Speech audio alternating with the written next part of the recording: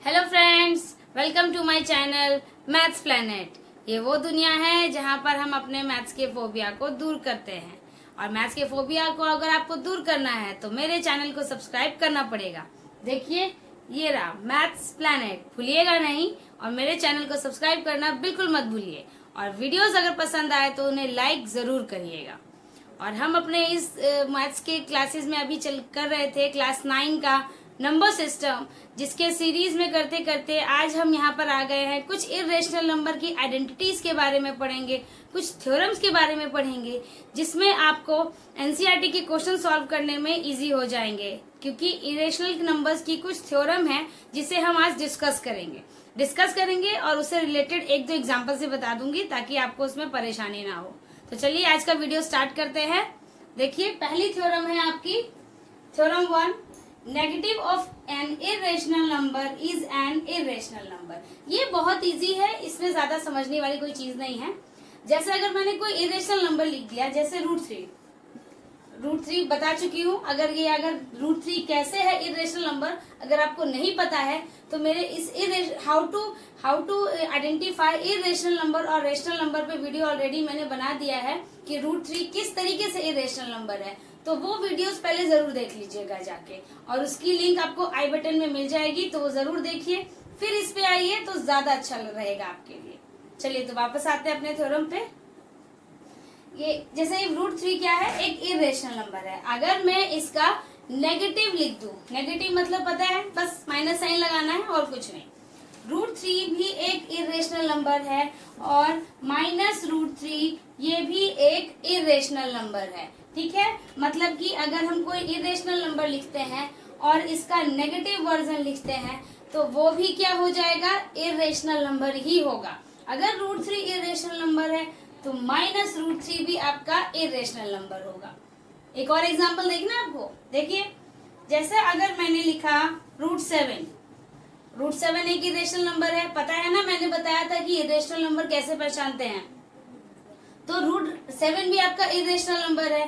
तो रूट 7 अगर irrational number है, अगर मैं इसका नेगेटिव लिख दूं मीन्स माइनस रूट 7, तो ये भी एक इरेशनल नंबर होगा, इरेशनल, और ये भी आपका होगा इरेशनल। ये था आपका एक छोटा सा थ्योरम था पहला, जो आपको जब आपको क्वेश्चन आएंगे ना कि पहचानिए इरेशनल है या नहीं है, तो ये उसमें काम आएगा। पॉजिटिव भी इरेशनल नंबर और नेगेटिव भी आपका इरेशनल नंबर, बस वो नंबर आपका इरेशनल नंबर होना चाहिए। ओके, चलिए तो अपने इसके बाद हम बात करते हैं अपने थ्योरम 2 पर। ये आपका देखिए थ्योरम 2। थ्योरम 2 क्या है, पहले इसे हम रीड करते हैं फिर हम इसे एक्सप्लेन करेंगे। ठीक है, तो पहला है the sum of rational number and an irrational number is an irrational number. क्या समझे, सम मतलब क्या होता है, एडिशन। और क्या, तो एडिशन, किन दो नंबर का एडिशन, एक होगा आपका रेशनल नंबर, ठीक है, और दूसरा नंबर जो होगा आपका, क्योंकि एडिशन तो दो नंबर का करेंगे ना, एक नंबर का तो करेंगे नहीं।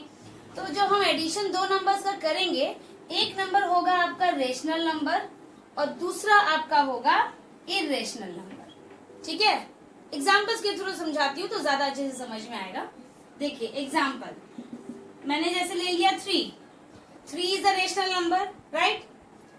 और अगर नहीं पता कि क्या क्या क्वालिटीज होनी चाहिए इरेशनल नंबर की, तो मेरा पहला वीडियो है how to identify rational number, please उसे जाके जरूर देखिएगा। आई बटन पे आपको उसकी लिंक मिल जाएगी, उसे जरूर देखिएगा। ठीक है, अब देखिए हमने ले लिया 3, उसके बाद दूसरा नंबर ले लेते हैं। एक नंबर आपका हो गया 3 और दूसरा हो जाएगा आपका, चलिए रूट 3 ले लेते हैं। रूट थ्री तो है इरेशनल नंबर, तो चलिए इसको ऐड करना है, हमें ऐड करना है, मतलब इन दोनों के बीच में कौन सा साइन होगा, एडिशन का साइन होगा। तो 3 प्लस रूट 3 ये आपका एक नंबर बन गया, और ये जो कंबाइंड नंबर बनेगा ये आपका क्या होगा, इरेशनल नंबर। समझ में आया, देखा कितना इजी है।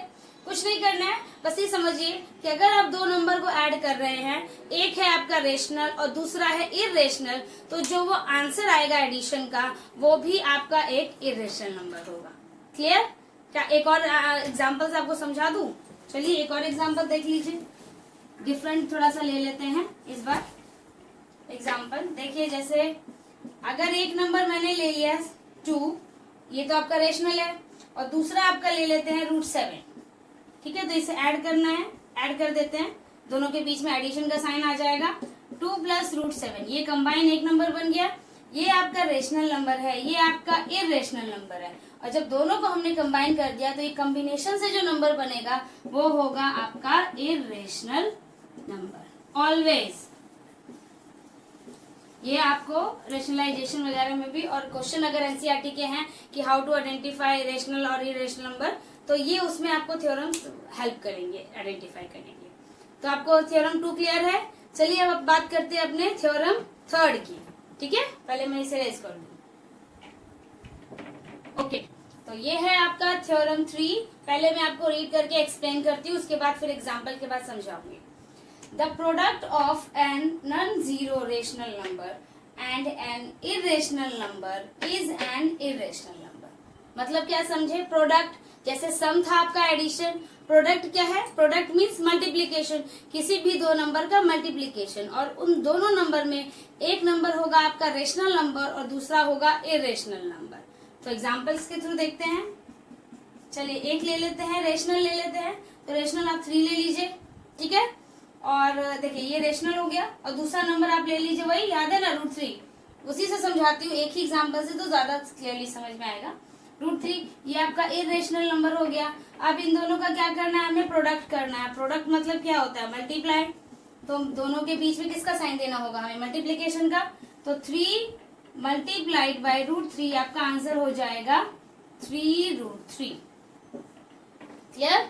तो देखिए आपको ये जो मैंने एग्जांपल्स के थ्रू समझाया, तो आपको ये क्लियर हो रहा होगा थ्योरम, इसका सेंटेंस आपको क्लैरिफाई हो रहा होगा। The product of a non zero, zero नहीं होना चाहिए क्योंकि जीरो ऐसा नंबर है जिससे किसी को भी आप मल्टीप्लाई करेंगे तो वो जीरो हो जाएगा। तो जीरो को छोड़ के यानी नॉन जीरो रेशनल नंबर, तो हमने एक ले लिया 3 एंड एन इरेशनल नंबर, तो एक हमने ले लिया एक इरेशनल नंबर √3, और दोनों का क्या किया? प्रोडक्ट, दोनों को प्रोडक्ट किया, तो जो आंसर होगा वो एक इरेशनल नंबर होगा। देखिए है 3√3 एक इरेशनल नंबर है, प्रूव्ड है एग्जांपल्स के थ्रू। एक और एग्जांपल देखना है तो देख सकते हैं।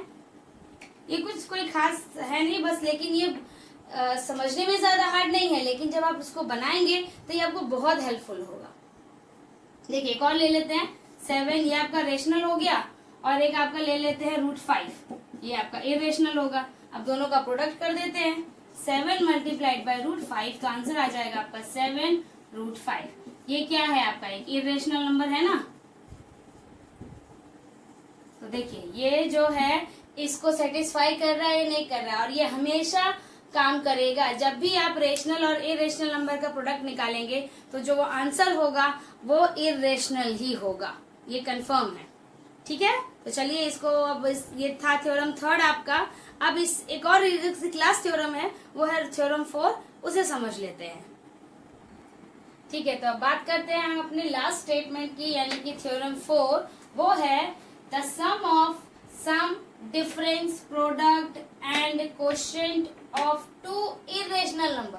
अब ये ध्यान दीजिएगा, पहले जितने भी 3 स्टेटमेंट हमने देखे उसमें क्या था? एक रेशनल था और एक इरेशनल था। बट ये जो चौथा स्टेटमेंट है इसमें आपके जो 2 नंबर होंगे वो दोनों नंबर इरेशनल नंबर होंगे। ठीक है, need not to be an irrational number. मतलब जैसे हम पहले वाले में आपको बता रहे थे कि एक रेशनल और इरेशनल का डिफरेंस या फिर सम या प्रोडक्ट एक इरेशनल होगा, हम ये कंफर्म जान रहे थे, इसलिए आपको बता रहे थे ऑलवेज यही होगा।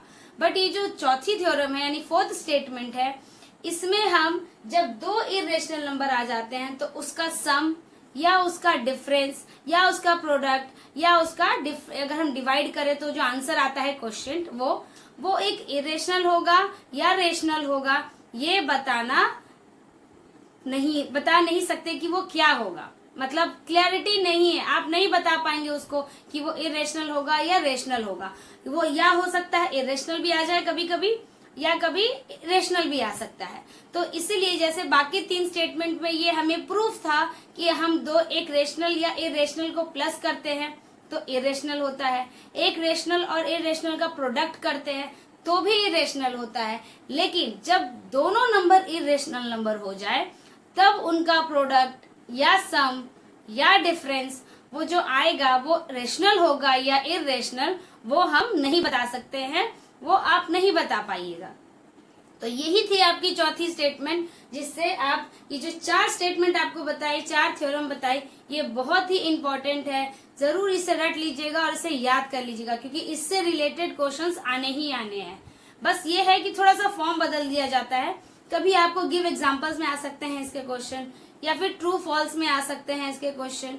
इस तरीके इससे रिलेटेड आपके बहुत टाइप्स के क्वेश्चन बन सकते हैं। इसलिए ये जो 4 स्टेटमेंट आपको बताया है मैंने आज, इसको जरूर याद से कहीं भी आप 3 बार 4 बार लिख के पूरा इसको प्रैक्टिस कर लीजिए, प्रैक्टिस करिए और इसको एकदम रट लीजिए कि आपके ये माइंड में रहे। कोई भी पूछे फटाक से आंसर आ जाए आपको, जैसे ही पढ़े फटाक से उससे रिलेटेड एग्जाम्पल आपके दिमाग में होना चाहिए। तो ये चारों स्टेटमेंट जो है इससे रिलेटेड क्वेश्चन जरूर करिएगा। और आगे मैं नेक्स्ट वीडियो में अपने रेशनलाइजेशन के कुछ क्वेश्चंस आपको करवाऊंगी, जिसमें जो हमने आइडेंटिटीज पढ़ी थी उसके यूज होंगे। तो अपने नेक्स्ट वीडियो में हम रेशनलाइजेशन के क्वेश्चन सॉल्व करेंगे। और आज के वीडियो में इतना ही करते हैं। अगर वीडियो पसंद आई हो तो जरूर लाइक करिएगा और मेरे चैनल को सब्सक्राइब करना तो बिल्कुल मत भूलिएगा। ओके, मिलते हैं अपने नेक्स्ट वीडियो में। Thank you.